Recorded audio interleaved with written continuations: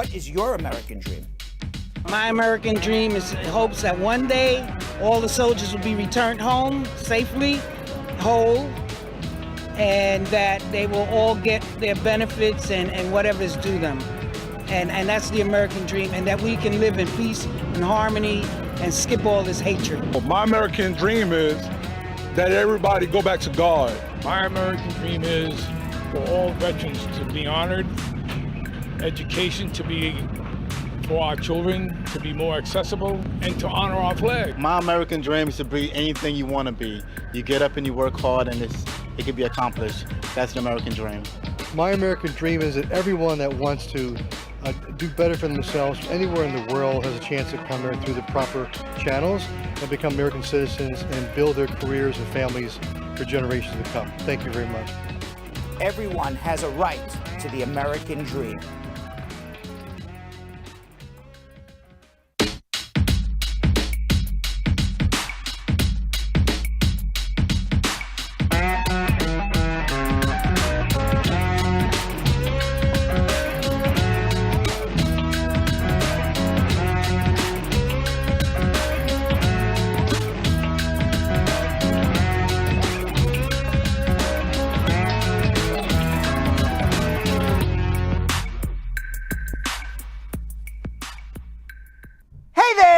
Welcome everybody, my name is Brad Bernstein. This is Brad Show Live. It is Wednesday, March 3rd. I had to look at the calendar. I'm like, what day is today? I knew it was Hump Day. I didn't know what day. It was March 2nd, March 3rd. Sometimes I get confused. I looked at the calendar. We're okay now. Yo-Yo and Vanessa. Is that the same Vanessa from yesterday?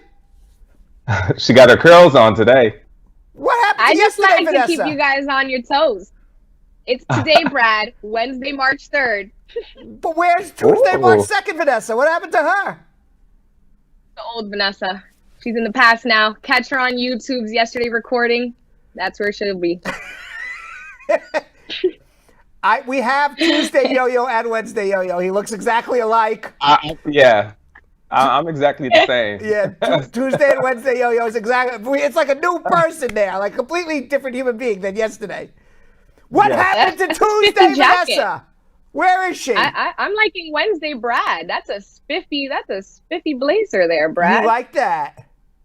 You know, coming from... I do. Honestly, I know you would tell the truth, because if you didn't like it, you wouldn't say anything. You'd just be like, hey, Brad, how are you? Whatever. You wouldn't say anything, right? I mean, you wouldn't be mean, but you wouldn't say, hey, spiffy suit. And I know you are a fashion, fashionista. Yeah. Fashionista. Very good. I was going to say something else, but fashionista is probably person. I was going to say a fashion maven, but fashionista is much cooler than maven. So yes. So coming from you, thank you very much. Thank you very much. Do you like the fact? I'll take them both. Do you like this? Because this is like completely different color than usually I kind of match my pocket square. Wait, I'm talking to Vanessa 1 second. We should have had this discussion off air. But Vanessa, I usually match my pocket square. I went completely off, like completely different colors, pocket square, and I just said, what the nice heck? pop. What the heck? What the heck? I like it. Thank you very much. Yes. By the way, also Yo-Yo, you were on Vogue magazine as best dressed protester in the entire United States of America. All right. Yes, and I think 20% of America protested. So, I mean, you were, nobody was better dressed for a protest than you. Right. I had to give the people what they wanted. The spiffiest protester I've ever seen. That was very true. All right. Well, guys, it's Hump Day today. Woo! I don't know what we're going to get on Hump Day, but I am sure we will be getting something. But in the meantime, let's talk to the spiffiest, greatest, coolest, hippest, and I have to be honest with you, funniest squad that I know. Yes. Right? Yes, Definitely the funniest, right? I agree. Oh, for sure. Jessica Leamy, how are you? Latana Sani saying hi, squad. Jacqueline Brown, squad up. How are you? Deion Watson. It's Apple Pie. Nezzy once more. Boy, that's so funny. It's apple pie, and the next person who says something is Nezzy wants more. It's like she wants more apple pie or something. It's quite ironic that that's the next person. Joan Grant, squad up. Lynn Brown. Tigo Goodaz, I believe. I don't think she's saying good ASS, good as, but who knows? What was that? I thought I heard something. Never mind. Yo-Yo, what's up? Dawn Harriet, squad up. I think my mind's playing tricks on me. Jilly Gould, Dembasau, squad up. Myrtle Ray, what's going on? Mana Walters, how are you, squad up? Zach Latif Rahman with a question. He's early, so hopefully you'll get that question answered. Check us out in social media check-in. Winfred Heinen saying hello. And Lynn Brown, squad up. Charity Brackey, squad up, Rad and crew. Myrtle Ray, what's going on? Willie L. Williams, Cassie Ben. Let's check out what's going on YouTube. Kiki with a hi, Uncle Brad. Nessa and Yo-Yo. Nessa. Jonathan, squad up family. I love Jesus. What's up, fam? Denise Johnson, squad up. Ginger Juice, squad up. How are you? Abdel Latif with the question. We'll get back to you in a little bit. April Lopez, squad up. Vanessa Contreras, always with a capital SQUAD. Up. Isila Enots, how are you? Murray, Ben Carr. Oi, ahoy, squad. Oi, ahoy, squad. I don't know if Murray is on a boat, a ship, but ahoy. Ahoy. And April Lopez, hi. All right, Yo-Yo. I guess there's no today's Wednesday. It's not poetry day. Yo-Yo and Vanessa. I got confused for a second. I'm like, why? There's no poetry today? But it's tomorrow. Right. Yo-Yo and Vanessa, take it away. Absolutely. All right, squad, you already know what time it is. It is time for everybody to share because we are about to start schmoozing with Brad really soon. We're going to be talking headlines and updates on President Biden's comprehensive asylum immigration bill. And it's Wednesday, squad, so we'll be talking about some interesting hump day stories, including what some Americans say they're willing to give up just to be able to travel again. I don't know if I want to give that up or not. I don't know. I haven't seen it yet, but I don't know if I want to give that up just to travel. Exactly. Like what could be so good on Hump? What are we giving up on Hump Day? I don't know, but we will find out. Find out later. We're gonna find out later. And by the way, you can always the squad has to put it in the comments. That is true. In the comments. Yeah, we want to hear from the squad first. They have to guess. I wonder what we will be giving up. But you can also give us a call at Spar and Bernstein. The number is scrolling on the bottom of our screen during the entire show, 1-800-529-5465. Internationally, it's 1-212-227-8933. You may see Dwayne "The Rock" Johnson with my head coming across your screen. If you do, he has a sign that says, "Ask me your immigration questions." That's what we do later in the show. It's our meat and potatoes. Our first 14 callers get to speak with me and ask their immigration questions live on Brad Show Live. Just call 1-800-529-5465. And later in the show, we have a new squad versus crew match. This time it's between Thais Jael Medu, she is from Brazil, and crew member Vivian Zorabian. I hope I got everybody's name right, and Vivian will kill me if I didn't. Zorabian, excuse me, Vivian. In a fresh game of immigration translation, I think we also need a game for Uncle Brad, pronounce my name right. Right now it is Squad 2, Crew 3 with one tie. So right now, I don't want to brag, but our crew's winning. Maybe a squad will come back today. We'll find out. But right now, we got to do something called schmoozing. Schmooze with me, schmooze with Yo-Yo, schmooze with Vanessa, we schmooze with each other. We schmooze with everybody. So, everybody wants to know what's the update on the immigration bills running through Congress. We've been talking about the big U.S. Citizenship Act of 2021 that Joe Biden presented to Congress 2 weeks ago. And I've been talking about recently that there could be a problem passing the entire bill as one big, huge legislation. And there was a lot of talk within Congress of breaking the bill up into smaller legislations and trying to pass bills that are easy to pass. And then remember, Yo-Yo and Vanessa, I said on the harder things, we're going to see if Joe wants to flex his muscle on immigration or on expanding Obamacare. He's not going to be able to use his political capital on everything. So right now, like we talked about last week, they have split up smaller bills from the U.S. Citizenship Act of 2021. The U.S. Citizenship Act of 2021 is still there, but they're taking parts of it out and are considering parts of it on their own. They say March 15th, they're going to have a big push. It's going to be Immigration Legislation Week. That's next week. And they're going to have a big push, especially by the Congressional Hispanic Caucus, to get something passed in the House. The three things that they believe they will be able to pass very quickly, or hopefully will be able to pass quickly, and we talked about this the other day, and it's now coming out in the news. The DREAM Act, amnesty for agricultural workers, and perhaps we didn't talk about this one, but it's also being discussed in the news today, the No Ban Act, which would bar future presidents from limiting immigration based on religion, which was a thinly veiled rejection of former Trump's so-called Muslim ban, which basically was a religious ban. So the three things that you may see come out of the House of Representatives, hopefully relatively soon, they're going to make a big political thing next week is Immigration Week, and we'll see how far some bills get pushed.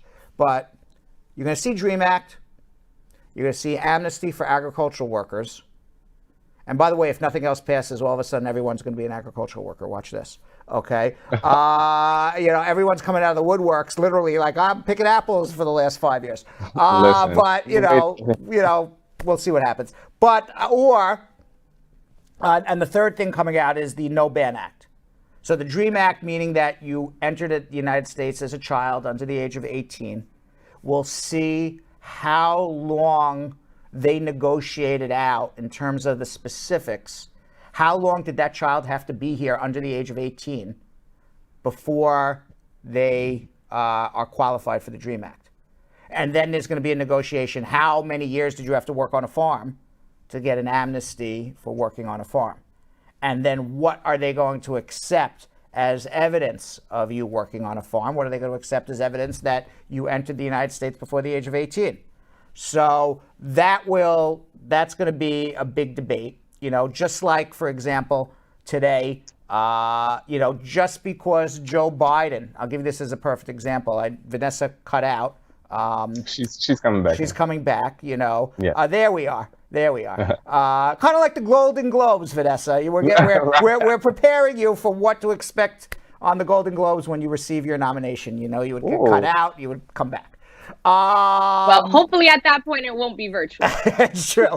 So just today, for example, okay, we talk about just because Joe Biden puts in this legislation, and even the House of Representatives passed it, $1,400 stimulus checks for everybody who makes under, I think it was $120,000 or something like that.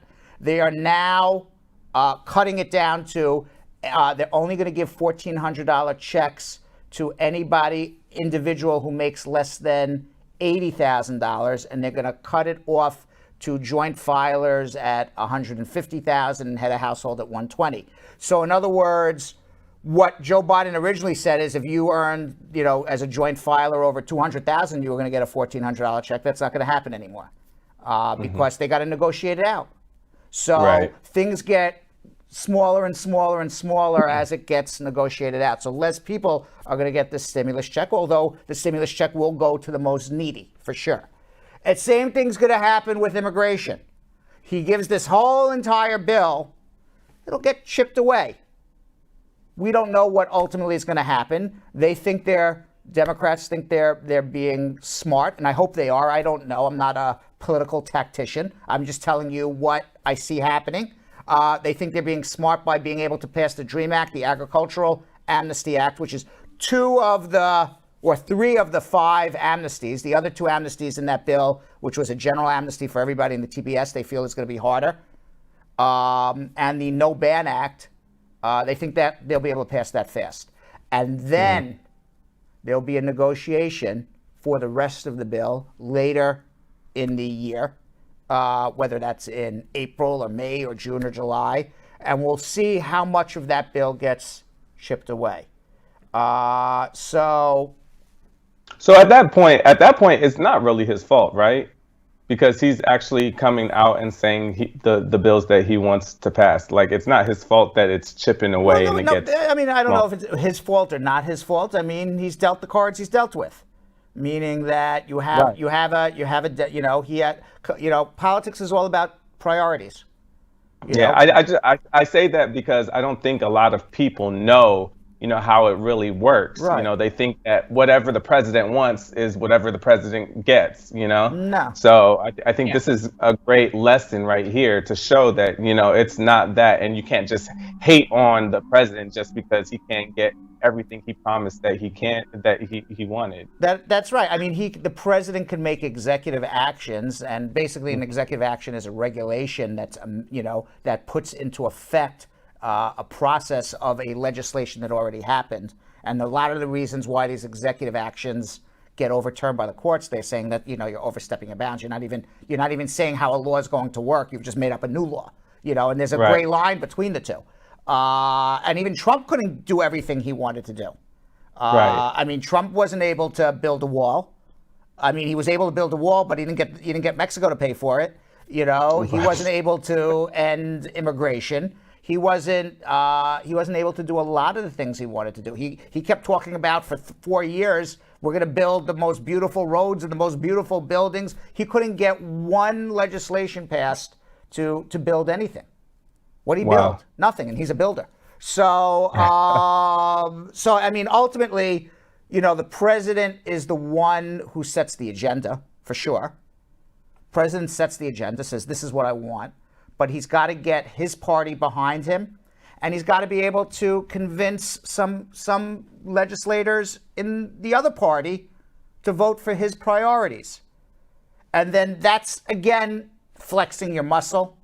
That's trading, making compromise, saying, I'll give you this if you give me this. It's a lot of conversation. What are you going to give me? It's like a business deal.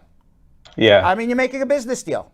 So in the end, it's about his priorities. You only have so much capital. You only have so many chips to trade away. Do you want to trade everything away for immigration? You want to trade it away for, there's healthcare, there's transportation, there's environment. So there's a lot. And I'm going to say this. It just came out, new polling. The most polarizing issue in America today is immigration. Americans across the board, surprisingly, have very similar priorities, except when it comes to immigration. So it really underscores the challenge that immigration advocates and lawmakers who want to pass immigration reform in the coming weeks, have. Because you have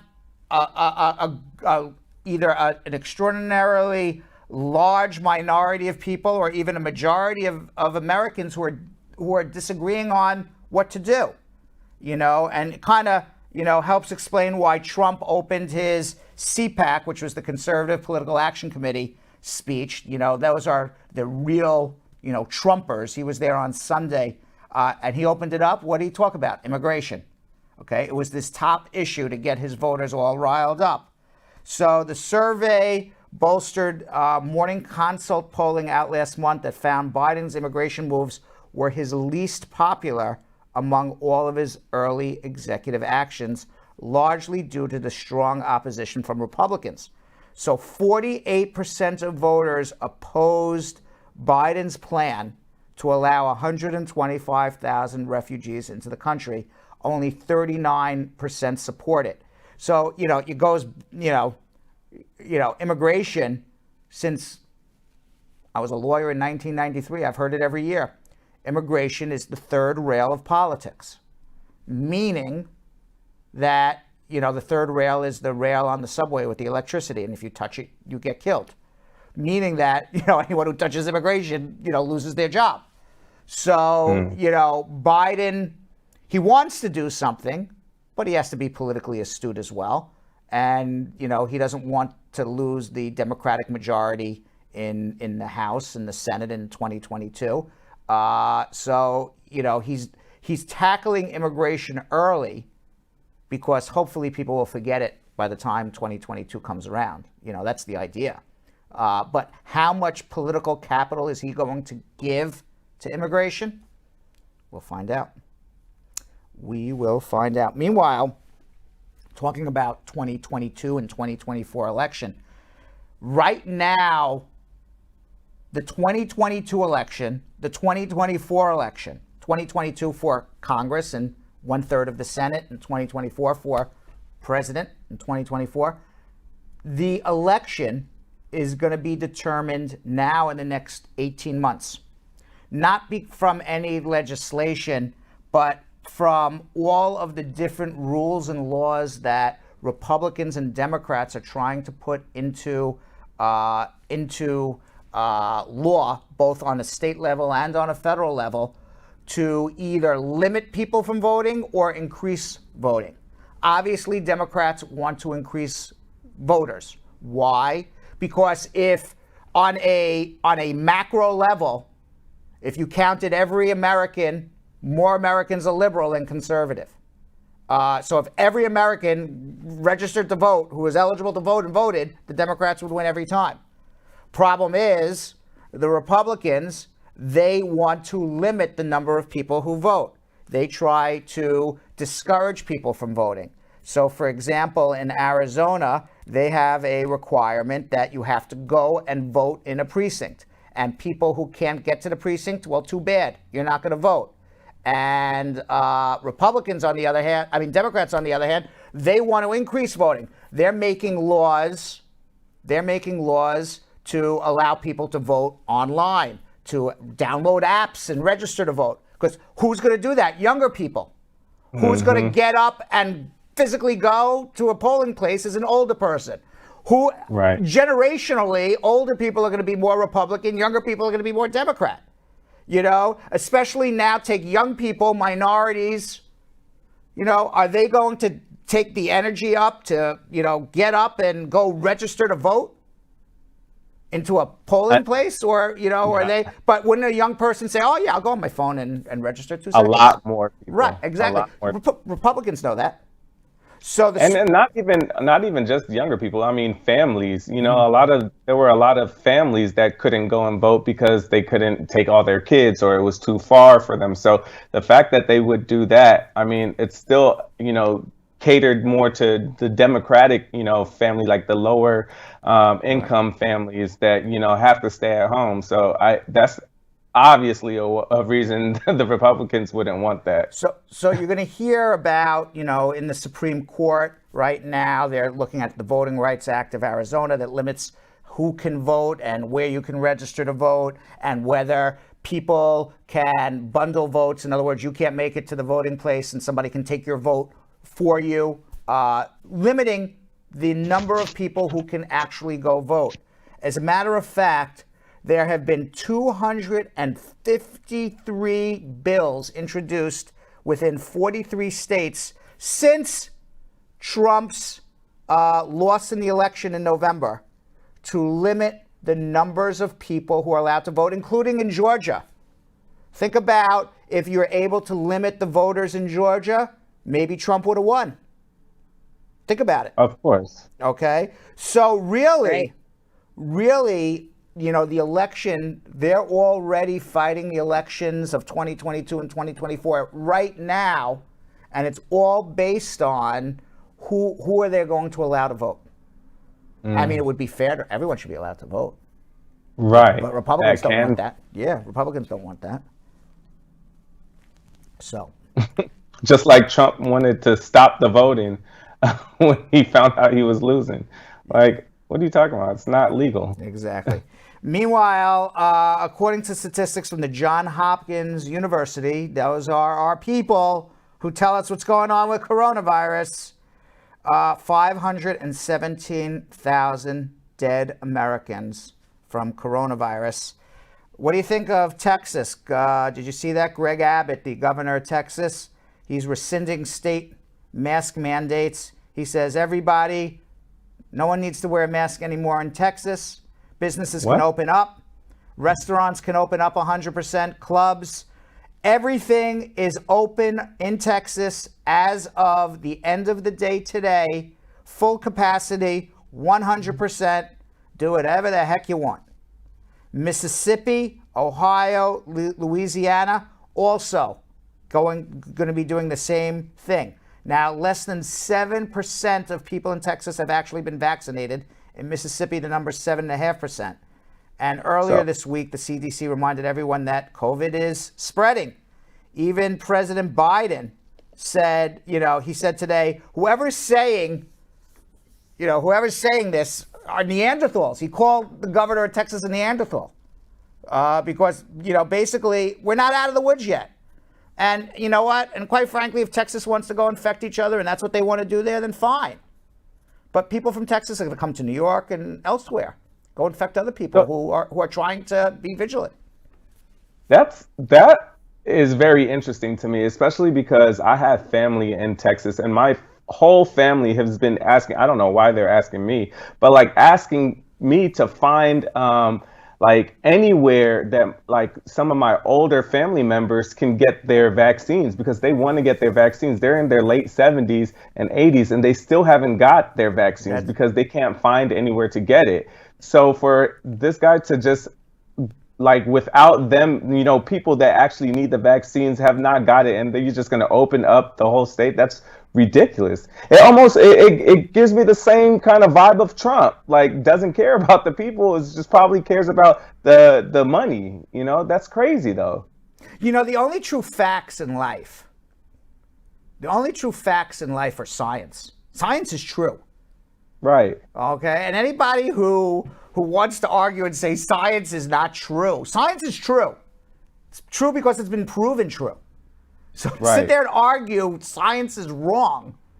It's the only true thing in the world. It is. I don't know. Texas is And the fact that you said it was less than 7% that got vaccinated, that is so true. It's crazy because I literally have been asking people, where can my elder family members in Texas get vaccinated? It's crazy. Crazy, but you know what? Let's get to Hump Day. Are there any camels around? Hump Day. Oh, Let them yeah. out. All right. There they are. All right. So It's Hump Day. let's meet Let's meet New York City's hottest roommate. Let's see who he is. During a quest to find an apartment, this man right here has been labeled New York City's hottest roommate. As part of his search for a room to rent in Brooklyn or downtown Manhattan, Saverio Pescucci recently took to the Gypsy Housing Group on Facebook and included a handful of photos of himself to put a face to the ad. The Tuscany, Italy native's post quickly went viral, netting some 600 likes, more than 400 comments, mostly having nothing to do with him finding an apartment. He said, I saw a lot of people were posting pictures of themselves, like selfies and casual photos to show that they're not sociopaths or what kind of lifestyle they have. I did the same, but I was not imagining it would turn into an episode of The Bachelor. Among the Italian stallion's 5 photos was one of him holding up his toned arms in excitement while on vacation in Arizona. Another one that shows Pescucci, who studied at Milan's prestigious La Scala Ballet Academy, shirtless in a dance move. Of course, Wow. There he is in his Speedo. He posts his yellow Speedo. Come on, he didn't think anybody would say anything. You know who he looks like? He looks like the guy from, what is it, Mad Men? Like that one photo. Oh my gosh, he does. I love. Oh my God, yes. Right, doesn't he? That's Yes. who I thought he was. So listen, I've used the gypsy housing little group thing on Facebook, but I never posted no thirst photos like that with my shirt off. Did you post your Valentine's angel with your little thing?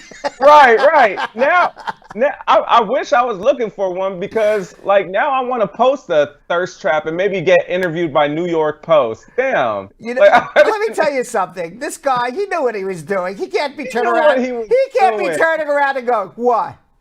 Where? There's water falling Who? on his face. He has a little yellow Speedo. Come How are you gonna on. tell me that you didn't expect for everybody to thirst over you?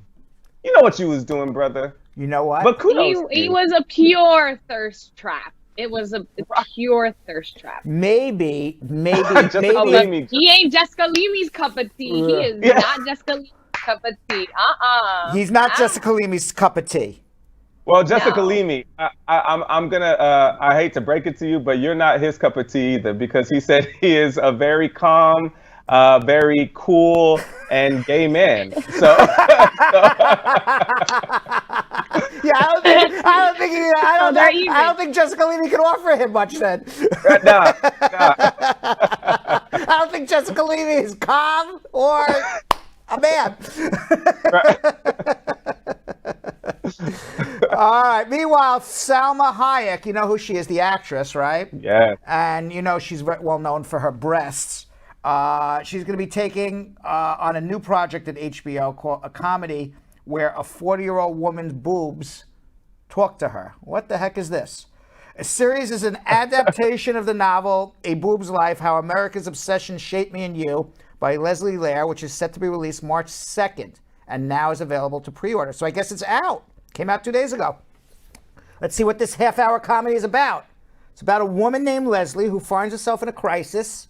She turned 40 years old and her life gets turned upside down when her boobs start talking to her, forcing her to look at herself in a completely different light. Which leads me to ask a question, Vanessa. I've never asked you this before. What? Have your boobs ever talked to you? Has that been like a fantasy? Like you look down, like my boobs are talking to me or something? I mean, I might talk to them about them talking back. All right. I don't know. I don't know about that show. I'm not sure about that one. Let's move on. All right. Now we're coming to what Vanessa talked about a little earlier. Oh. All right. After staying home for nearly a year, Americans would give anything to hit the road again.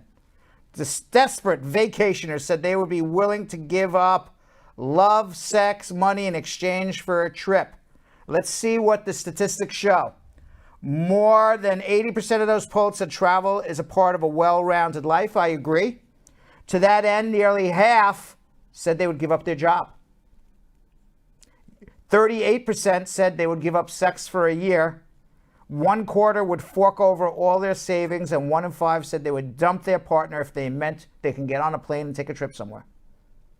Wow, that is harsh. That's pretty deep. That is harsh. All right, I would not give up my job. I would not give up sex for a year. I would not give up all my savings. I would not dump my partner.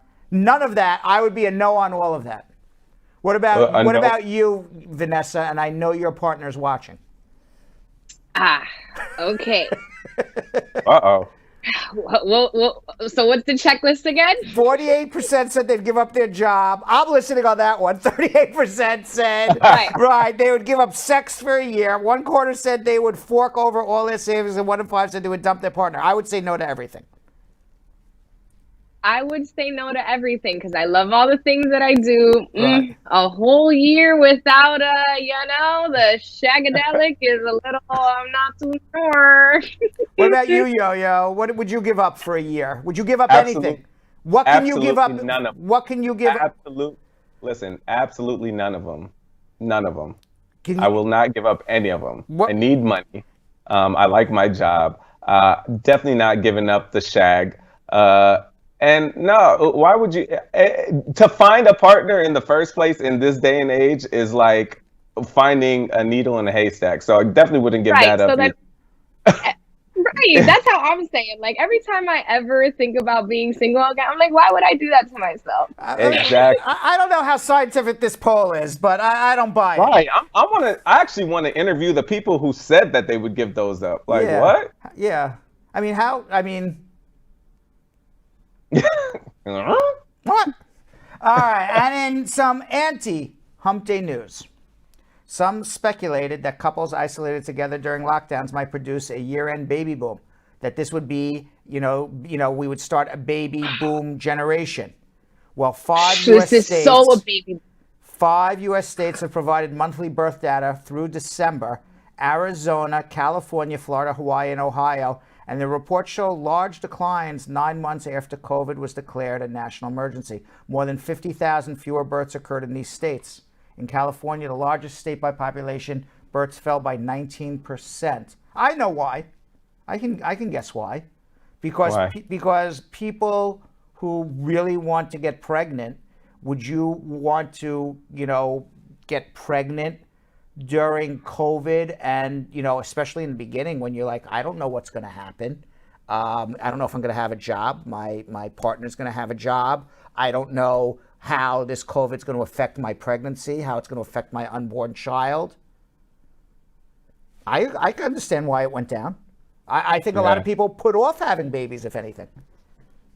I thought the opposite. I thought that more people had babies because I found, especially celebrities. Well, maybe because I did see a lot more celebrities have babies during the pandemic, and it was actually a running joke, but it kind of makes sense. They are already making money. They make money just with posting a video or a picture on Instagram. So like they're kind of steady, but now it makes sense to maybe like just us regular people. But I think celebrities and like people who have money, they've been popping babies out because I've seen a lot of them. Well, see, when Brad put it that way, but at the same, when we first started the conversation, I'm like, oh, this is totally a boom year because I have so many pregnant people around me. Like, I'm definitely one of those people that had, all my friends were definitely shagging, heavy during quarantine. Right. Nothing else to do. A lot of my friends were furloughed and, were fortunate to be able to go back to work.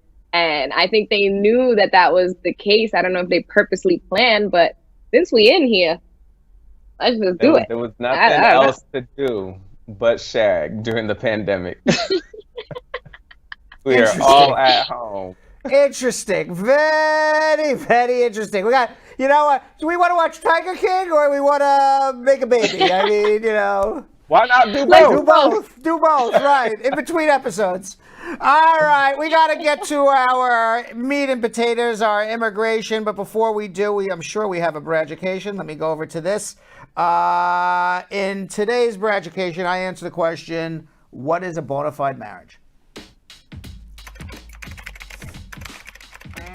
Everybody always asks me, what's a bona fide marriage? Well, a bona fide marriage is a marriage where you live in the same home as your spouse every day and you have a financial relationship with them. What's a financial relationship? You have the same bank account, a joint bank account, and the money you earn and the money your spouse earns goes in that bank account, and from that bank account, you pay all your bills, including your joint tax returns. Voila, bona fide marriage. All right, you got a question, I got an answer, and something we do. You call this number, and I speak with you and give you immigration advice. Let's go to Ashton in Orange, New Jersey. Ashton. Hey, good night. How are you guys doing? Good. How you doing? I'm doing awesome. I have two questions. I don't know if you can spare me two questions. Go ahead. Okay, first question is, I applied for my brother about 11 years ago. Upon the application, his children were under 21, and they're all are dependent to him. Currently, his children are over 21, and is the children eligible to come with him when they move to the United States and be able to get a green card? Question is, in the Biden administration bill that he passes on immigration, does it allow my family member my brother to move to the United States and live with me while he waits for his green card? Okay, so let me ask you on question one about the derivative children. When did you file for your brother? Brother in late 2010.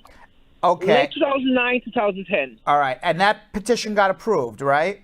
Yes, the petition was approved, and it's currently at the National Visa Center waiting on an invoice number for my brother and his family. When did the petition get approved? In 2015. So it took approximately 5 or 6 years, I guess, to get approved.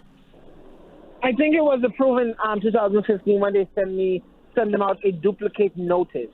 So it was about how long did it take to get approved? I'm trying to figure out. So you filed in 2009. Around 5 to 6 years. 5 to 6 years. Okay. Yes. So right now they are up to October 22nd, 2006 for brothers and sisters. You filed in 2010. I assume that in the next year or two, your brother it's going to move pretty fast. That's my thinking. Okay, in the next year or two, they will be able to move and live with me. No, I said it'll move fast in the next year or two, and hopefully that priority date will be reached. Okay. Now, let me tell you how you calculate whether or not the children are going to be derivatives under. It's a math problem, okay? Whether the children will be derivatives under that case. You take the difference in time between the time that the case was filed to the time when the case got approved. So in your case, in your particular example, you filed in 2009, 2010, it got approved in 2015. Let's call it 5 years. It's probably more than 5 years, but let's call it 5 years. You get to add those 5 years it took that I-130 to get approved onto the child's 21st birthday. So now the child doesn't age out at 21, the child would age out at 26. And then you say, what is the date when that child's age gets frozen? That child's age gets frozen when you pay the filing fees at the National Visa Center, and the National Visa Center accepts them. You got to wait for that fee bill, and the priority date is current. If those two things happen before the child reaches that magic age of the difference 26. between filing 26, 27, you actually got to do the math on the I-130. Okay. Then that age gets frozen, they're included, they get to come. So the answer is, will they come or not? You don't know until you know when the priority dates are going to be reached. So the answer is, we don't know yet, because the calculation still is going on. Next thing, will they be able to come on Biden? No. Right now, the V visa, which is what Biden put in for the U.S. Citizenship Act of 2021, is only for unmarried and married children of residents and citizens, not for brothers and sisters. Oh, makes sense. Makes sense. All right. So right now, my answer is hang in there. We'll see what happens. Okay. Thank you so much. You're welcome. Thank you. Okay. Let's go to Ola in Chicago. Ola. Hi, Ola. Hi, Ola. Ola. Hello? How are you? Can you hear me? I do. How are you? Okay. Good. All right, sir. I have a question. My question is this. Regards to the marriage and the 3 years of marriage. So I have a marriage that's going to be 3 years in June. And I have a temporary, the 2-year green card, which I got last year, May. Right. So am I due for the N400 now? No. It's not based on the number of years you're married. It's based on the number of years you had a green card. So what the law says is that if you've had a green card for 3 years, whether in conditional or in permanent status, and during that 3 years you were in a bona fide marriage to a U.S. citizen, you can file citizenship. So you have to wait 2 years, 9 months, 3 days from the time you got your green card, provided you're in a bona fide relationship. Okay. All right? All right. Thank you so much. All right. Let's go to Stephanie in Fresno, California. Stephanie in Fresno, California. You know, one thing, guys, I've noticed, and ladies, men and women, is that people are watching the show, but they are not listening to the actual telephone. So when I come to them, or I come to you, there's a delay of about 30 seconds between what you're watching on YouTube and Facebook and when I say hello. So for the people going down the list, please listen to your phone, not Facebook and YouTube. Stephanie, how are you?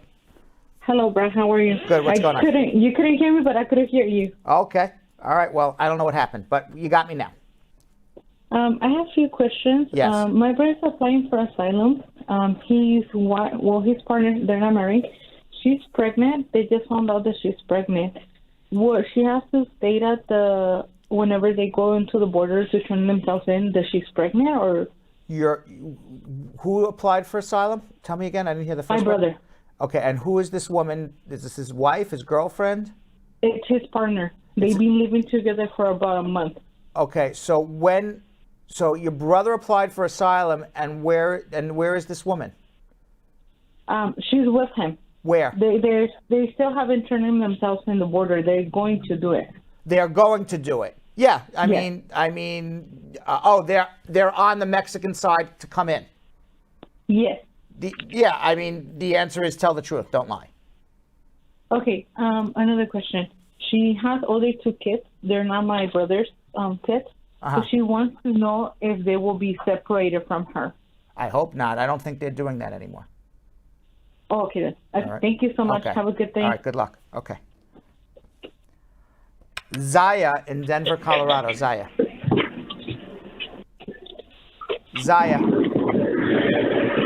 Brad, thanks for taking my call. How are you? I'm here. Good. Thanks for taking my call. I'm a DACA recipient, and I just recently married an international student. As far as the DREAM Act, if it does get passed, I guess I'm wondering, would that be a joint file? Yes. For a green card? Yes, it would be. Okay. So as it stands now, we don't know what the eventual law will be, and we don't know if it'll pass. But as it stands now, if the principal applicant, which would be you, qualifies for DREAM Act amnesty, then your spouse and any children who would need to get green cards would qualify automatically. Qualify under. And just a second part to that, as far as the qualifications to become a permanent resident after the 3-year period, is that a set timeline, or as soon as you qualify, let's say you graduated college, within that 3 years, would you become a permanent resident? You would, as soon as you qualify under all the different qualifications, you would be able to adjust your status to apply for your permanent residence. Okay, perfect. Thank you. All right. Thanks. I appreciate it. Let's go to Martin in Atlanta, Georgia. Martin. Yeah, thank you, Brad. How are you? Yeah. I have 2 questions. My asylum approval was granted last year, but my spouse was removed from the case. I don't know why it was removed. So I filed in I-730 for him. Right. Okay. Now I want to know if I can apply for work permit. Work permit. No, he has to wait for the I-730 to get approved. Oh. All right. How long does it take for I-730 to be approved? Well, it should, in years past, it was 6-9 months, but now it's over a year. If it's more than a year, you should be doing a mandamus. Okay. Right. Then also, can you start applying for green card? Can you do concurrent filing for green card? No, you got to get the I-730 approved first. So there's no concurrent filing for... Well, where is this person? It's here in America. All right. Have you filed for your adjustment? Yes, I was waiting to file both of us together. Have you had your amnesty for more than a year? Yes. Okay, yes, you both can file the adjustment then. We both can file the adjustment? Absolutely. Even though the I-730... Yeah, as long as you were married to him prior to the grant of amnesty. Yes. Yes. Okay. All right? All right. Hold on if you need help. Let's go to RADEKA in Bloomfield, Connecticut. RADEKA. Hello? Hi, how are you? Yeah, I'm hearing you. Hi, my name is RADEKA. Yes. I'm trying to find out if my sister come to the U.S. and she's not well, so I'm trying to get her here. But my problem is I'm in the process of getting my citizenship. And I was wondering if while I'm in the process, if I could get her, adjust her status out of the way before I get my citizenship. Your sister? Yes. Well, how would you adjust her status after you become a citizen? You still can't do that. Oh, I can't? No. Where's your sister? She's in Jamaica, but she's going through renal failure, and I don't She's know going what through to do, what? and I just don't want kidney failure. Kidney failure. Okay. So Yeah. this is what you would need to do. All right. You would need to find a doctor in America who's willing to treat her. And also be able to show how you can pay for these medical bills and her support while she's here. And get a letter from her doctor in Jamaica that they don't have the capabilities of treating her like they do here in America. So now you have a doctor in Jamaica that says we can't treat her. You have a doctor in America who says we can treat her, and you can show that you have the ability to pay these medical bills without the U.S. government getting involved. Then you can apply for a humanitarian waiver for her to come to the United States for medical treatment. Okay, but she already have a 10-year U.S. visa, so I don't know. Oh, so then she doesn't need it. Just come, as long as you know. Yes. But you can come for medical treatment for sure. But as long as they at the airport they understand that she could pay for these bills without the government getting involved. Oh. All right, coming on a tourist visa to see a doctor is perfectly fine as long as you can pay the bills privately. Okay, because she was wondering if she could apply for asylum when she's here, but I told her I don't know, so I'd have to talk to her about it. She wants to apply for asylum when she's here? Yes. Well, that's a whole other story. I don't know why she would be applying for asylum, but if she wants to, we can have that discussion, what her claim is. Okay, so I will let her know to schedule an appointment to talk to you. Thank you. IDRISSA in Brooklyn. Hi, IDRISSA. Hey, Brad, how are you? Good, how are you?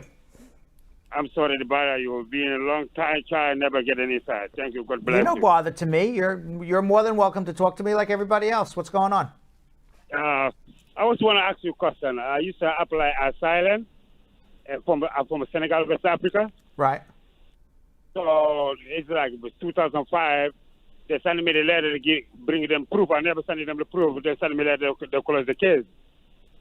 So even the Laro green card I used to apply to 2008, they select me. I never get it. They sent me to go to Africa to get it. I never went. So right now, I was going to ask another question because I used to get arrested like 3 times. Where you from? So I Where you from? End up going to Rikers Island. Where you from? Where you from? I'm from Senegal, West Africa. Okay. All right. So let me understand this straight so far, because you talk very fast. So I just want to make sure I understand and everybody understands. Yeah. You're from Senegal. You applied for asylum. You never got a decision. Then you applied for the visa lottery year after year. Maybe you won, but you never got your green card. Then you got arrested 3 times, and now you're about to tell us what happened. Yeah. To you And then Rikers. I was in Rikers Island. Immigration come get me. Okay. What were you arrested for? Selling like CD, movie. Okay, so you're on the street with the blanket selling the bootleg stuff. Got it. Yeah. Okay. So after that, the time them come get me, they never did take me. They handcuff me like an hour, and then they let me go home. Okay. So I don't know. Then I applied for my discharge and everything. Is only 3 cases I get the discharge, but the Georgia. All right, so you have all these arrests, and they ended up being nothing. So what your question is what now? You think if I apply, it affecting my immigration status? What is your immigration status? I don't even know. Like if I can apply now immigration for, I have a wife here. Oh, you have a wife. Okay, so how did you come to the United States from Senegal? I get a visa. Okay. Do 2 things we don't know is what happened with your asylum claim. I don't know if you have an order of deportation that nobody seems to know about, and you don't. And number two, because what happens when you apply for asylum and you get denied, eventually there's an order of deportation. Whether a lot of times people don't even realize. I bring them proof. I never send them. I never send you the proof. I pay. Okay. I send you everything, but I never send it. My answer to you is this: we want to confirm there's no outstanding order of deportation, because that's what I always think whenever somebody says I applied for asylum. 15 years ago, I never heard anything. I'm like, uh-oh, could be an order of deportation. Not saying it is. Well, let me finish. Not saying there is, but there's always that possibility. And the second thing is, although you believe that nothing ever happened with these cases, we got to double check to make sure all these cases were dismissed. And then, you can file your adjustment application for your green card. All right. So one day I'm going to come to your office. It's in Manhattan. Huh? Hold on one second. No, you're not coming to see me right now because of COVID. We do everything over the phone. Hold on. Let's go to Yvonne in Winter Haven, Florida. Hey, Brad. Hi, how are you? Good. How are you doing? Good. What's going on? Good. Yeah, I had a case problem here, and I hope you can really walk me through this. I applied for my 485 and I-765. Okay, so you did an adjustment, and what happened? Okay, I did it in October, and I did not get a answer from them until January when I called. Right. Thank God when I call, I get a live person instead of the machine. Right.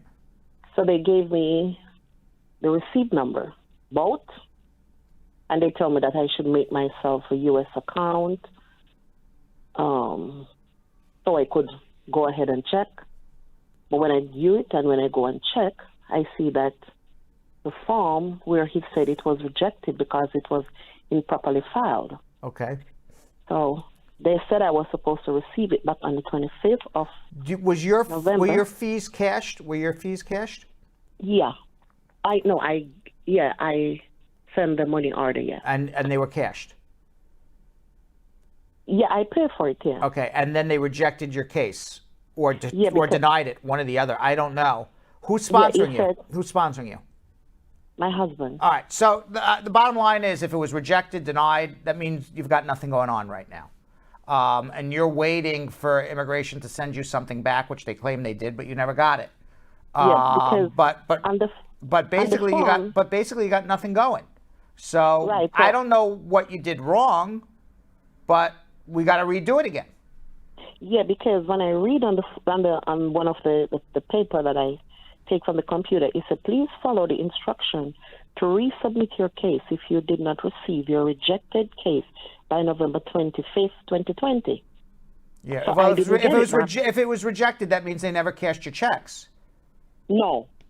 I finally go back to the bank, and something is wrong.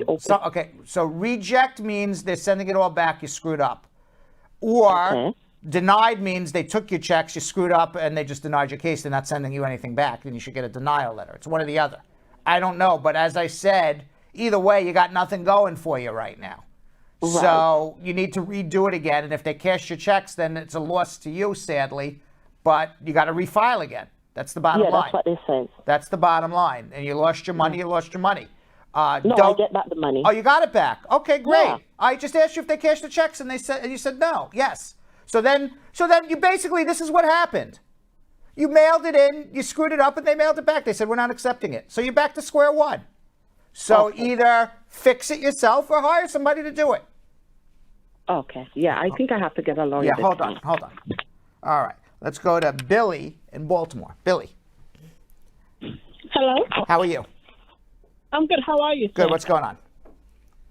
So my husband, we filed his application for citizenship last year, July. Right.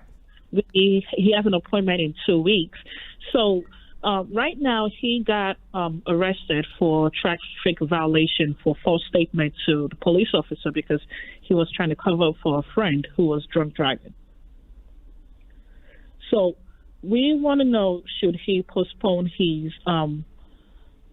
case is not until August. So we want to know, should he postpone his appointment or should he go? He should go. He should tell them he got arrested. He should bring in the whatever he's being charged with, Right. and they're not going to make any decision on his citizenship until this case is resolved. If it's resolved in a way that this is his only arrest ever and the case is ultimately dismissed against him, he should be okay. And they'll ask him to bring back the disposition in August. They may also say they're not going to hold the case open for a year and a half. You're denied because you can't prove good moral character when you have a pending arrest charge against you. They could also deny him right there on the spot and tell you to just refile again. You can try to reschedule, but it'll be rescheduled in a month or two, and you're going to have the same issue. So you might as well just deal with it. But my guess is most likely is that they're not going to hold it open while it takes your husband waiting for them to, because to get a case dismissed, you got to wait out the DA, and it's going to take a while. And then ultimately, immigration's not going to hold that case open forever. They'll deny it and tell you to refile again. Most likely is going to happen. Okay. One second now. If he's actually convicted of lying to a police officer, then he's not going to be able to prove good moral character to become a citizen. And how long do we have to wait to refile? 5 years. 5 years, even though he's married to a citizen. Oh, 3 years. 3 years if he's married to a citizen. Correct. And you got to make sure he doesn't plead guilty to something that would make him deportable or inadmissible if he travels. No, he's not traveling anywhere. Okay, I'm just telling you. Okay. All right. Another question is, now the first application we sent in, we just realized that we made a mistake in the question that where they asked, have you ever had any, have you ever been charged for anything? So we just realized that traffic violations, guilty or not guilty, is something that should be on it. You could always bring that information into the interview and say I screwed up and I want to fix it. Okay, that's not a problem. So either way, just go. Either way, either they hold it or they cancel. Exactly. Okay. All right. All right. Thank you very much, sir. We appreciate it. All right, good luck. Okay. Megan in Grand Rapids, Michigan. Megan. Hi. Good evening. Hi. How are you? Great. Thank you. You? Good. My question is, I got a message from USCIS through my account, and it says, we recommend that your Form N-400 application for naturalization be approved. Your case was submitted for quality review. And then the second message came, it says, your Form N-400 application for naturalization was placed in line for oath ceremony and scheduling. Great. And then the third message came, it said, oath ceremony canceled. What does that mean, please? They canceled your oath ceremony. Okay, there's no issue or anything like that? Well, you tell me, is there an issue that you have to be concerned about? Nope. Okay, Zero. so if you have zero issue to be concerned about, then it really comes down to they overscheduled it. The guy who was going to hold up and give you the oath called in sick. Who knows? It could be it's on their end for some, scheduling issue on their end. So if you know you've got nothing, then they got nothing on you. So I mean, it is what it is. Nothing. It is what it is. It's some scheduling issue on their end, and I'm sure they'll reschedule it. Okay. All then, right. okay, one more question. I have an overstayed parent. He came here 2018. Right. When I get my citizenship, he came with B2 visa. What are the forms I can file for him? I-45, I-130, I-765, I-131, I-944, I-864. Did I say I-45? And if not, yes, I-130. So you have to file a whole adjustment application for him. Okay. I-45. I-130. I-765. I-130. I-130. I-944. I-864. I-864. I-131. I-131. Yep. So is there two I-130s? No, just one. One I-130, one I-131, I-864, I-944, I-45, I-765. Okay. And that's the adjustment package. Okay. Does each form come with a application fee? You're going to pay a total of $1,760. Okay. Another question. Where's the form I can use to file for my brother and my sister? The I-130 only, but it's going to take a while. And only once you're a citizen. How about when my sister has 2 minor children? They're 12 years old. Okay, Does she add them to it? Yes. Okay. All right. Thank you so much, You're sir. very welcome. Good luck. Thank you. Okay. Bye. Nadia in Miami, Florida. Nadia. Hello? Hi, Nadia. Hi, how you doing, sir? How are you? I'm doing fine. So I have my 2 years green card expired. Gotta speak up, my Nadia. husband- I can barely hear you. Give me 1 minute. It's okay. I'll give you 2 minutes. Can you hear me now? I still hear you, yes. How are you? Okay, I'm fine. Yes, I have my 2 years green card expired because my husband we was having problem, but I made a mistake because I was upset. I emailed him and said that I only wanted him for the green card, and he reported me. Can I still file the waiver? Yes, as long as he reported you, and he can be an upset spouse. If the truth is you only married him to get a green card, well then, you got a problem. That's a marriage fraud. If, you say things emotional that aren't necessarily the case, and, you have definitive proof that this was a marriage for love, then by all means, file a waiver, get a divorce and file a waiver. Okay. All right. All right, that's it. Thank Okay. you. Bye-bye. Jesse in Fort Lauderdale, Florida. Jesse in Fort Lauderdale, Florida. Hello? How are you, Jesse? Hi, I'm doing okay. What's wrong, Jesse? You sound sad today.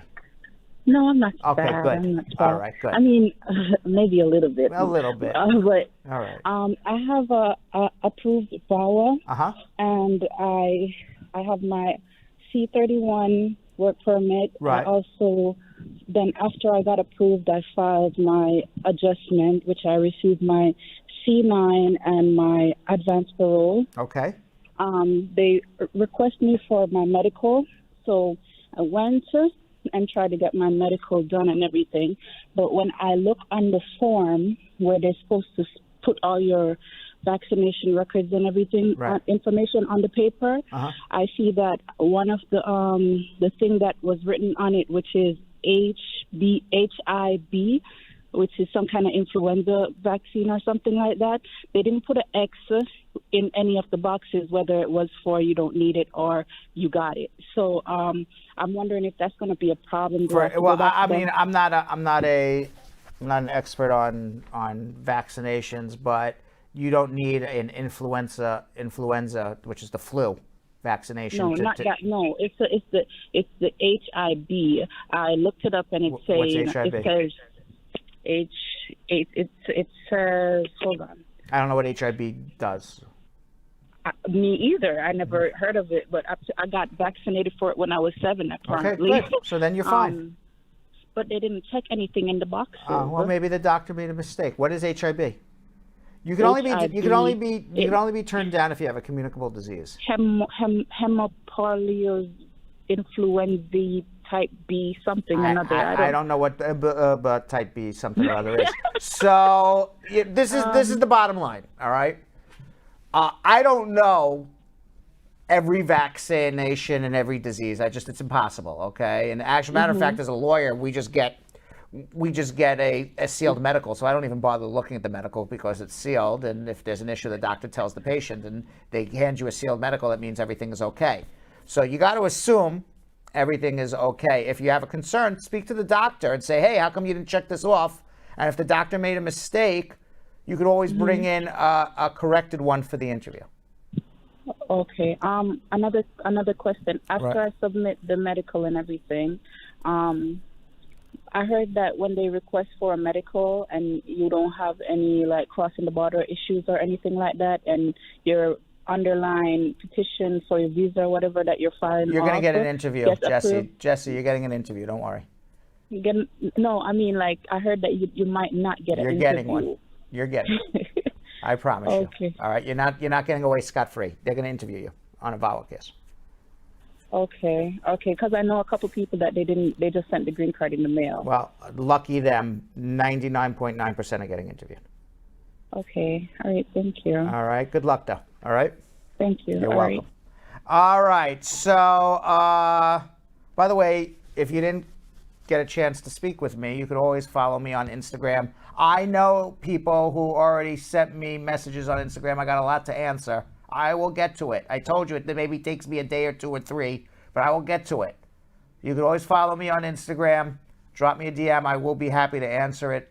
As I said, I know I'm a little backed up right now. So people are like, Brad, I sent you an Instagram message yesterday. I didn't respond. I've been busy all day, but I will get to you eventually. Drop me a DM. I will be happy to answer you on @RealBradBernstein. As I always say, if you can't handle 2 hours of our show, but you can handle 2 minutes, follow us at Brad Show Live for the best 2 minutes of Brad Show Live. All our behind the scenes content as well. And Jonathan and Vanessa, what do you guys got? Yep, you guys can follow me at Jonathan Elias TV on Instagram. And you guys can find... You look like Casper the Ghost. There you are. And you guys can find me at Vanessa.Contreras TV. And later in the show, squad member Thais Almeida and show crew member Vivian Zorobian will compete in a new game of immigration translation. Who will win in this rematch of T versus V? Much easier to say. Stay tuned and we'll find out. Yes, and in today's close-up, we're going to get to know Brad squad member Thais de Almeida, who, as Brad mentioned, will be playing the game of immigration translation in Squad versus Crew later in the show.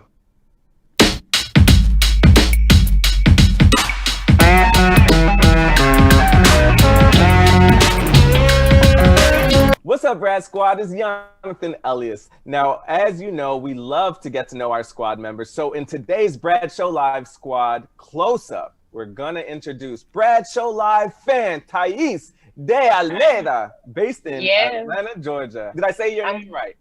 Yes. You like how I said it? Say it for me. Yes, in the American accent, yes. Oh, the American no. accent, I want to get it the right accent. In Portuguese, it's Thais de Almeida. Thais de Almeida. Almeida. Okay, I'll work on it. But, all right, so let the Brad Squad know where you're from.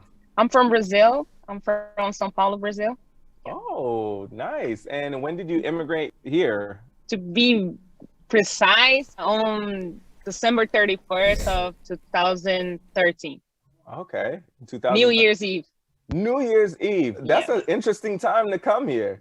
Yes, I spent in the airport. What's the reason why you came here? I got a scholarship from UGA, University of Georgia. I came from my university in Brazil, sent me here. So that means you came on a certain type of visa? J1, exchange student. All right, so what are you doing here now? I know you're in Atlanta, Georgia, right? Yes. So what are you doing out here now? I'm studying for the GRE. I just graduated from my master's at Georgia State University, and now I'm trying to get or law school or the PhD program. So what did you get your master's in? In political science. Nice. You want to get involved in the government? Yes. I don't know exactly what I want to do, but I want to be somebody important that makes changes around the world or like in here in the United States. But I've been working on make people feeling better, immigrants feeling better here, to feel welcome and to get, connected to the culture and learning English to adapt more to the country. I love that. So that's some of the work that you're doing with new U.S. citizens, right? I did an internship with a New American Pathways that we help refugees, asylum seekers, those people that came to the United States. They don't have, a place to live, clothes. Most people don't come with clothes. So we kind of set up everything for them, enroll kids in the school, take them in the airport, pick them up in the airport, those kind of things. That's and amazing. help them with the taxes, to become citizens, to register for voting and this kind of thing. That's amazing. So how'd you find the Brad Squad? I got more involved with immigration after a very close person of me got arrested by Border Patrol. And I didn't know anything about. So I kind of helped with this person's case, and I started helping people in detention centers too. You've helped U.S. citizens register to vote. This is a big thing, especially with this past election. Now, what was that like? We focus on immigrants that naturalize in USCIS here in Atlanta. After the ceremony, we went there and we trying to, to encourage them to register to vote. We did that. I did a kind of brochure with the candidate's name, their immigration platform, ideas or economy, this kind of things for them to get familiar with, for them to feel welcome and feel that they can contribute to the society here in some ways, like by voting. That's amazing. That probably made a difference because I know Atlanta, they did a lot to help Biden and Harris come to office. Yeah, it was very impressive. I'm very happy with the results of the elections. But also something interesting, I worked for a campaign for a Republican candidate here in 2014 from a very strong conservatism. The Republicans, they have so many parties. So from a very conservatism party, and it brought me a lot of different perspectives about the elections, about politics in the United States. So I like helping people to understand the scenario here. Yeah. It's not only you going vote, but it's much more than that. Yes. Research, knowing exactly who you're voting for. Absolutely. So now you also work on the 2020 U.S. Census. You're just doing it all, Thais. You are doing it all. Yeah. Bionic woman. Everywhere, my goodness. So tell me about that experience. How was that, the 2020 census? We created two kind of brochures. We created in English and in Portuguese to encourage people to respond the census, to answer the census when they come to their doors. Because a lot of immigrants, they were afraid of, Trump was trying to collect the information to know if you were a citizen or not, and you could be on track for ICE. Wow. So a lot of people didn't want to help, but I encouraged them. I said how important it is for the community, because as much more they know how many people are living here, they can get more funding to the state. It can help like with hospitals, with schools here, with the roads. So I'm trying to encourage people how important is the census, and that happens every 10 years. So it's important for the government to know how many people are living there. And also we can get more representatives, for the elections, for the House. And I think that would be important for people to know that we can get more electoral college. Yes, you're brilliant. I feel very lucky that you have joined the Brad Squad. So thank you so much for giving us all of this. This is amazing. Thank you. Yeah. Thank you. Thank you for having me here. Oh, absolutely. Anytime. All right. We're going to be joining Thais and Vivian later in Squad vs. Crew. So check that out. But in the meantime, let's do something we like to call social media check-in. I have to get my social media check-in voice ready. Okay. It's a different voice. It's like in. Yeah, it's like Tuesday Nesquik, Wednesday Nesquik. It's different, completely different. I love it. Okay. Our first one comes from Regina Tingling Bennett, and she is a VIP member from Facebook. Remember, I tell you guys, join the Facebook group, Brad Squad. All you have to do is go in the search engine and put Brad Squad, and you will become a VIP member. You can throw in your question anytime throughout the day. The first 5 questions we're going to ask before any of the social media questions we get during the live show. So Regina, she took this, and she got her first question answered. It is, can I file for VAWA if I'm over 25 years old and have an abusive parent? Over 25, no. You can be an abused parent. You can be an abused child under 25. You can't, over 25, be abused by a parent for VAWA. But if you're being physically abused, call the police. And if your parent gets arrested, then you have a U visa.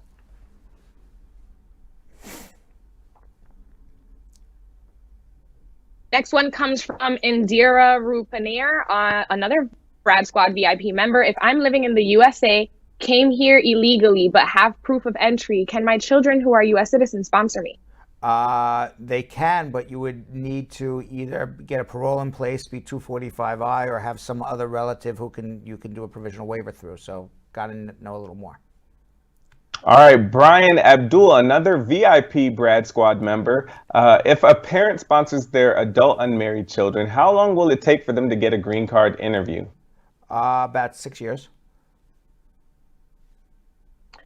Enger Ben Ejre, another Brad Squad VIP member. Will I have a problem at the embassy if my documents have my last name before the first name and other documents have my first name before the last? Yes, you have documents that are screwed up, so you need to figure that one out. Sylvester Brown on Facebook, another VIP member. How can I make a correction to my DS-260 application?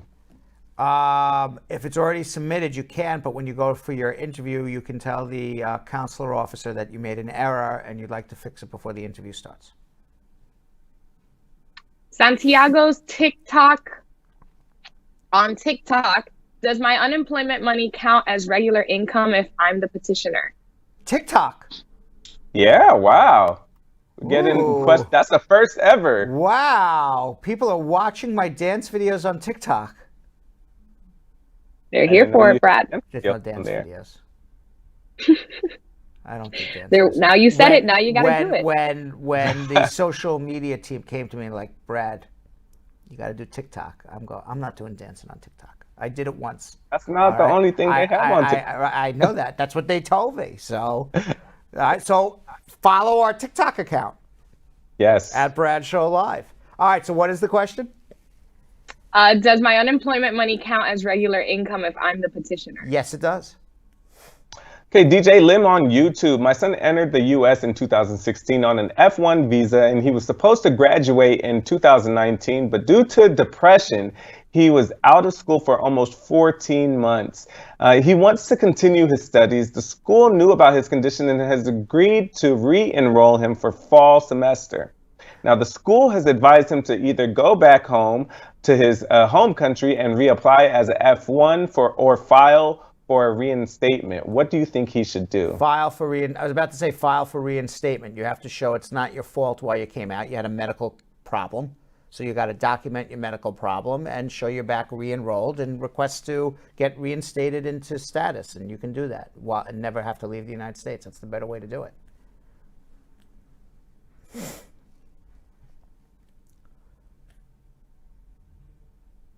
Do you guys see her? I don't. Sorry. There we go. Here we go. Nasara Achapong, it was via email. For those of us who are here in the U.S. on B1, B2 visa, will we be eligible for Biden's amnesty program? I hope so. Let's see what happens. Okay, Bint Usman is sent through email. My sister traveled twice on her tourist visa. The second time, she illegally worked for a day. She tried to enter a third time, but was stopped and questioned at the border, and she admitted to working. She got deported and a 5-year ban. Now, it's been a year, and she's married. We asked this yesterday, I remember. We did. Yeah, so it's been a year. She's married to a U.S. citizen, has a child. The answer is file an I-130 to 212. I remember the question. Yes, I remember as well. And me on YouTube as a STEM major, a company still has to be willing to sponsor me, correct? Yes, you have to show that you're working in a science, technology, engineering, or math position. Santanas Studos on Facebook. If my wife gets government health care for our baby that was born in the U.S., will that affect me when I'm removing the condition of my green card in February 2022? No. USA on YouTube. How do I know if I am eligible for a special immigration juvenile visa? If you are under the age of 21 and you can't be reunited with at least one parent because of abuse, neglect, or abandonment. Okay, Eyiwuwawi Toluwalase on Facebook. My friend came to the U.S. in March 2018 and is still here in the U.S. Does he fall into any categories that Biden's amnesty bill will cover if passed? Yeah, you're out of status on January 1st, 2021. Sayurdur Rahman on YouTube. If I have an SL6 green card, how long after I get it can I apply for citizenship? An SL6? I don't know what an SL6 green card is. A CR6. There's conditional resident, IR6. I assume you got it through marriage. So 3 years from marriage. 6 is generally marriage. It's IRCR, Okay. but I don't know what SL is. I know what a Versatile. Mercedes SL is, but that's like a fancy car. Convertible. Something Yo-Yo would be driving. Yes. Cool. That's about Yeah. All right. Versatile Lifestyle 1 on YouTube. Do I have to work once I get my work permit? No. Miran Yiki Mungist on Facebook. I have a work permit. I applied for asylum in 2015 and it's pending. Am I eligible for a green card under Biden's program? I pay taxes every year and I have no criminal record. He has a pending green card. How? I applied for asylum in 2015 Oh, asylum. and it's pending. Okay, the answer is yes, because we talked about this yesterday. Under color of law, the answer is yes. Okay, Lystra St. Louis on Facebook. If you overstay in the U.S. and you move back to your country, how long does it take before you could try for a visa again? Depends on how long you overstayed, but your visa, I doubt you'll get a visa once you overstay. It's extraordinarily unlikely. Florence Nwogu on YouTube. My son-in-law's case with NBC was approved in February of 2020 and he is in Nigeria. When will he get his interview date? Tell me again. My son-in-law's case with NBC was approved in February of 2020 and he is in Nigeria. When will he get his interview date? Son-in-law. Who knows who petitioned the son-in-law? Know nothing about this person's case. We just know it's a son-in-law and he's in Nigeria. Magic 8 Ball, will he get his interview in the year 2021? It says it is decidedly so. Magic 8 Ball says 2021. This Magic 8 Ball knows what it's talking about. This Magic 8 Ball was picking GameStop. Made lots of people millions of dollars, Magic 8 Ball. Remember that, right? This Magic 8 Ball knows what it's doing. So Right. 2021. 3 more. All right, Nyack on Facebook. My priority is July 5th, 2012. Unmarried child, so NBC has asked for some documents. Now, I sent it in and they messaged me saying all documents are approved, but I've been waiting 3 months now. What do I do next? Also, once I get my papers, can I get married and take my spouse with me? Or do I have to wait 5 years before? What's your best advice? Don't get married till you enter the United States. That's number one, because if you get married before you enter the U.S., you violated your visa. So you need to enter the U.S. with the immigrant visa and then return home, marry your spouse. Don't wait the 5 years. Marry her immediately, then file for her as a permanent resident, and she'll follow to join in about 2 years. When you're going to get your green card, go back to the last question. The Magic 8 Ball says, decidedly so, 2021. I have no idea. Adriana T on YouTube. If I completed my green card interview but have yet to receive my green card, can I still renew my work permit? Yes, until your green card's approved.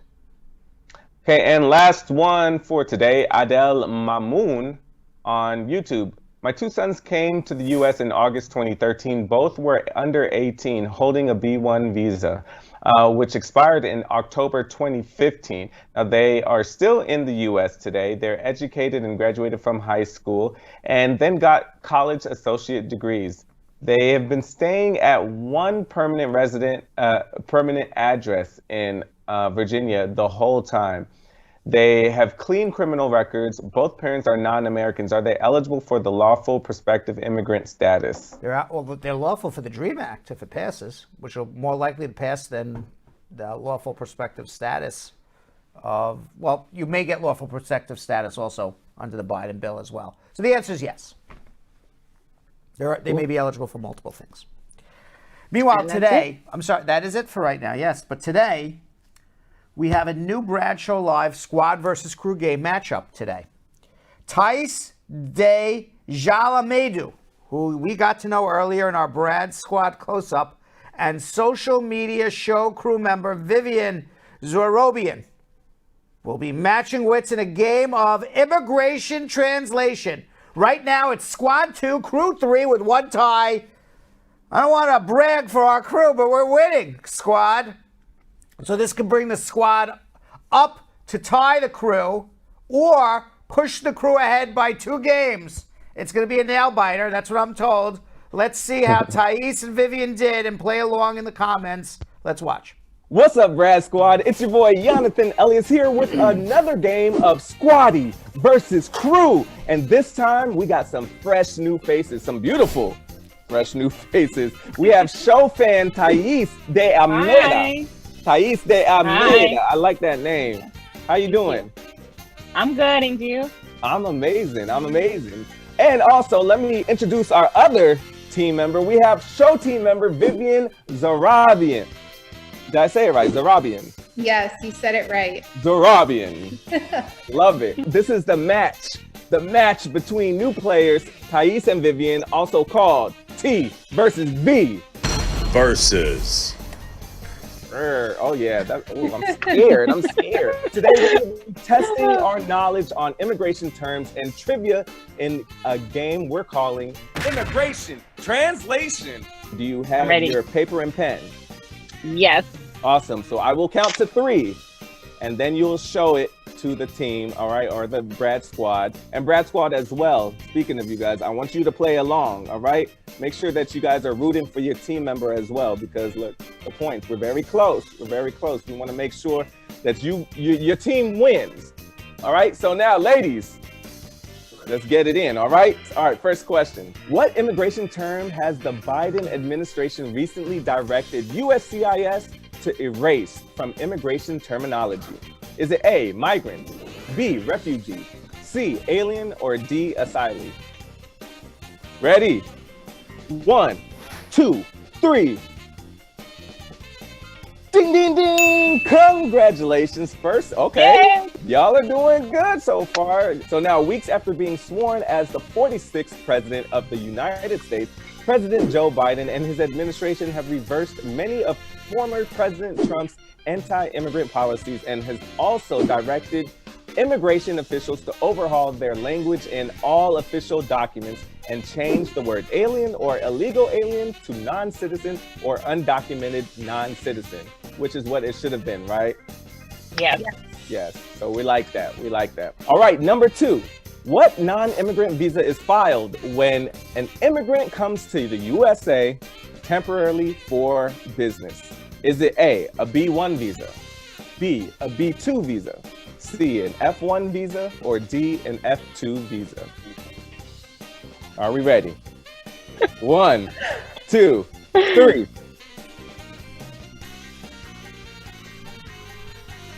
No? What is it? Ding, Your ding, face ding. looks like... Thais got it. Thais got it. Man. It is A, a Because B1. B2 is the tourist visa. Ooh, you better school us, Thais. You better school us. All right, so when an immigrant needs to come to the U.S. temporarily for business and work, they have to file a non-immigrant B1 visa. The B1 is not to be confused with the B2 visa, like Thais just said, which is used for tourism and pleasure. However, sometimes non-citizens file for a single-purpose B1, B2 visa so that they can travel for work and pleasure at the same time. All right, number 3. What form is used to apply for adjustment of status, a green card?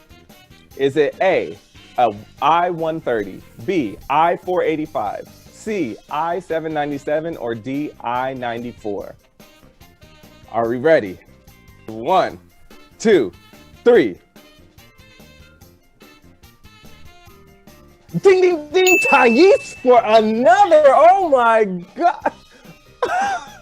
All right, so now if you are in the United States and are eligible for a green card, you'll be able to file the form I-485 and apply for an adjustment of status. Woo! Okay. All right, Let's I'm do feeling it. for you, Thais. Yes, Viv. You let me win. All right, number 4. When you file for an M1 visa, you're filing as a student who plans to take part in what type of program? Is it A, school, B, work, C, vocational school, or D, the military? Are we ready? 1, 2, 3.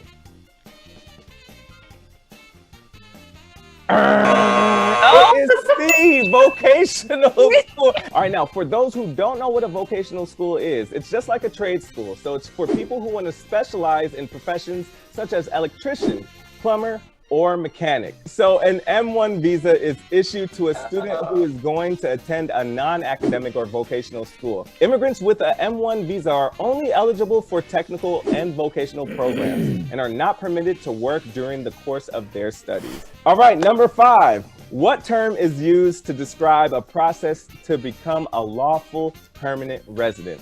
Is it A, naturalization, B, acquisition, C, deeming, or D, sponsorship? We ready? 1, 2, 3. Ding, ding, ding, you both got it right. It is naturalization. Good job. Okay, so according to USCIS.gov, naturalization is the process by which U.S. citizenship is granted to a lawful permanent resident after meeting the requirements established by the Congress in the Immigration and Nationality Act, which was enacted in 1952. So good job. How'd y'all know that? Oh, because it's something that I want in the future. So it's good to know. Yes. Ooh, yeah. This is why I love this show. All right, number 6. What form is also known as the I-864? Is it A, Supplement A, B, Petition for Non-Immigrant Worker, C, Application for Asylum, or D, Affidavit of Support? All right, ready? 1, 2, 3.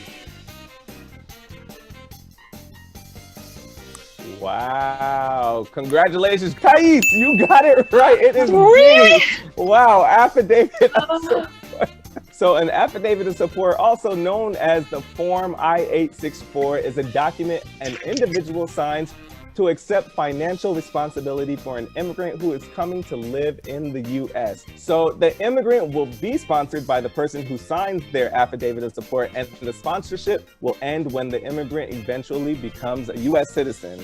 So big ups to you, Thais. You're killing it. Viv, you got the beautiful hair like right now. That's what you're giving us. Thanks, Jonathan. Thanks. We better cut that part out. Okay, let's get into number 7. How long can one file for asylum after entering the U.S.? Is it A, 6 months, B, 1 year, C, 2 years, or D, 5 years? Are we ready? 1, 2, 3. You both are wrong. It is D, 1 year. So every year, people come to the United States seeking asylum because they have suffered persecution or fear that they will suffer persecution due to race, religion, nationality, membership in a particular social group, or political opinion. Now, immigrants have up to 1 year after arriving to the U.S. to file the I-589, which is an application for asylum and for withholding of removal. Number 8. The United States Immigration and Naturalization Service, the INS, was an agency of the U.S. Department of Labor from 1933 to 1940, and the U.S. Department of Justice from 1940 to 2003. Now, what ultimately replaced the INS? Is it A, Department of Homeland Security, DHS, B, U.S. Citizenship and Immigration Services, USCIS, C, Immigration and Custom Enforcement, ICE, or D, American Immigration Lawyers Association, which is AILA? We ready? 1, 2, 3. USCIS? Ding, ding, ding, you both got it. Yes, it is USCIS. Wow, okay. So in March 2003, the U.S. Citizenship and Immigration Services, which is USCIS, formed to become an agency, a part of the United States Department of Homeland Security. So USCIS performs many of the duties of the former INS, such as processing and adjudicating various immigration matters, including applications for work visas, asylum, and citizenship. So good job, y'all. All right, so we got Thais doing a number right now. Thais is in the lead, 6, Viv, 3. Yes. So that is Brad Squad 6, Brad Crew 3. This is the last question. I'm making it worth 2 points. All right. Okay. All right. Number 9. What does NTA mean? Is it A, notice to appeal, B, notice to appear, C, notice to acquit, or D, notice to acquire? Ready? 1, 2, 3.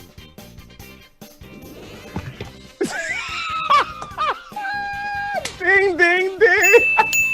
Thais. NTA, also known as Form I-862, is a document that initiates removal proceedings against the respondent. Okay, the Department of Homeland Security starts removal proceedings under Section 240 of the Immigration and Nationality Act against an individual. Now, NTA serves many functions during a case, like explaining why the government thinks the respondent could be deportable and gives notice to the respondent. All right. Woo! I'm very happy for you, Thais. Thank you. This was I'm so happy. I love this. And now, Brad Squad, I hope that you guys enjoyed, and I'm gonna make sure I check in the comments to see that you guys were answering as well. All right, back to the studio. All right, it's 3-3. That means we got to have a tiebreaker, another squad versus crew game. If you want to participate and play as a squaddie against one of our crew members, just DM us after the show in any of our social media platforms. Just send us a direct message and we'll get in contact with you. But right now, it's social media speed round. I'm going to answer 9 questions in 50 seconds. We've done a good job so far this week. I have survived without any bruises, broken bones, burns. Nothing bad has happened to me this week. Let's keep it up. Are you guys ready? Maybe not. Maybe they're going to tell me telepathically the questions. Yes. No. Wait, can you hear me? Oh, now I hear you. Okay, you ready? Okay. Has the term illegal alien been removed from USCIS language? Not necessarily. Can my U.S. citizen child sponsor me?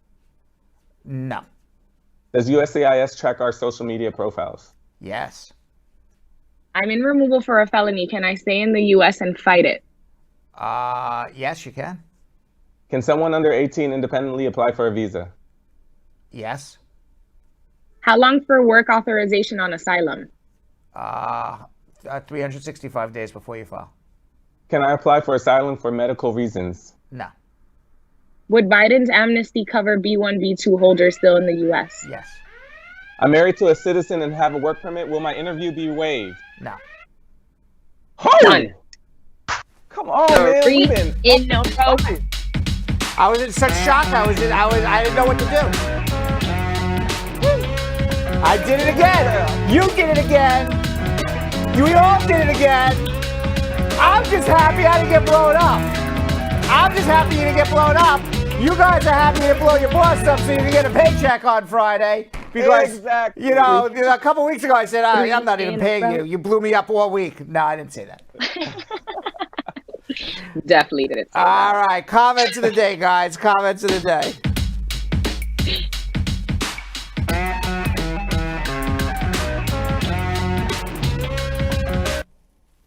All right, our first comment of the day comes from Hey Mama, saying the best immigration show on YouTube. Love from California. Oh, thank you very much, Hey Mama. I like Hey Mama. I like Hey Mama. Yeah. Next one comes from Naisha Clark saying, tune into Uncle Brad. He is like Matlock on his cases. Whoa. Matlock. That old dude? Thanks. He's like Matlock on his cases. Matlock was I'm not Matlock. He was an old dude. She's not calling you Matlock. But he always solved the case at the end. Exactly. Within 1 hour. And that's where they were going with that. Yes, within 1 hour. Right. Within 1 hour, Matlock had the whole case resolved. That's all it took him. All it took him was 1 hour with 3 commercial breaks. Right. All right, our third comment of the day.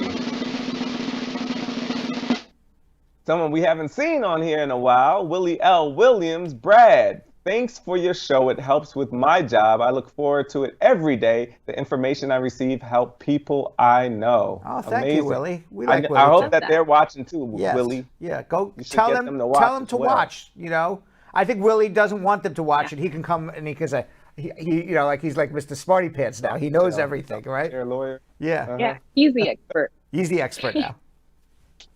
And our last comment of the day from one of our squad VIPs, Elizabeth Francis. I am riding with Uncle Brad because I know I will reach the finish line for my immigration status. All right. Thank you very much. You will. All right, everybody. We're taking Thursday, Friday, Monday off. So this is the last show of the week. We're going to be back live next Tuesday, which is what day, guys? What day is next Tuesday? Do you have a calendar? Next Tuesday, I got it. Next Tuesday is the 9th. March 9th. Be here or be square. We'll see you then. So, Sam, as part of the production, we have to say this disclaimer at the end of the show. Do you mind reading it for me? Okay, but you know, Brad, I have to do everything around here. It's bad enough I've got to remember everything that happened on the episode from the previous day. Forget it. I'll do it. The proceeding was information only and not specific legal advice. Consult an attorney about your individual situation. Prior successful results do not guarantee a similar outcome in the future. To make an appointment with the Spar and Bernstein law firm located at 225 Broadway in New York City, call 1-800-529-5465. That's 1-800-529-5465. Easy to remember, 1-800-LAWLINK. That's 1-800-LAWLINK. Once again, make a call to 1-800-529-5465. And of course, link up with the law offices of Spar and Bernstein, located at 225 Broadway on the 5th floor. If I were you out there, make the call, make the link, make the connection, make it Spar and Bernstein. 1-800-LAWLINK. That's 1-800-529-5465. And now, conveniently located in Hartford, Connecticut on 1 Congress Street. Visit us in Connecticut or in New York at 225 Broadway. That's 1-800-529-5465. 1-800-LAWLINK. 1-800-529-5465.